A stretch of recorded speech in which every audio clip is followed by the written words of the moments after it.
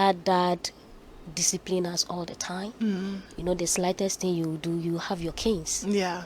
And unfortunately, at the age of 13, I started with hard alcohol. Wow. Yeah.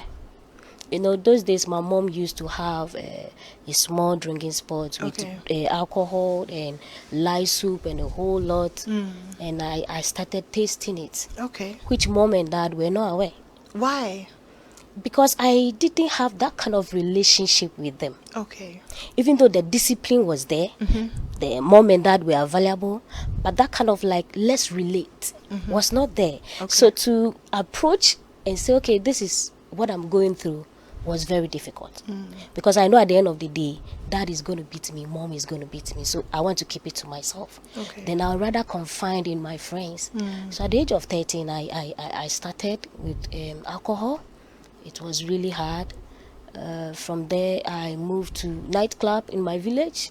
I used to dance a lot. Wow. A lot. Okay. I can boogie, but I think these days I decided to slow it down. Okay. So during that period, I was trusting my friends instead of my parents because we lacked the relationship. So it was in me to extend that.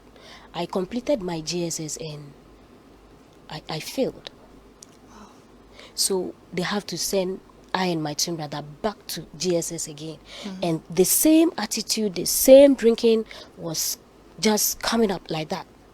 So growing up was something I just wish parents could create that kind of relationship. You provide all right, but have the time to communicate with your children. Like, how is school? Who are your friends? What do you do after school?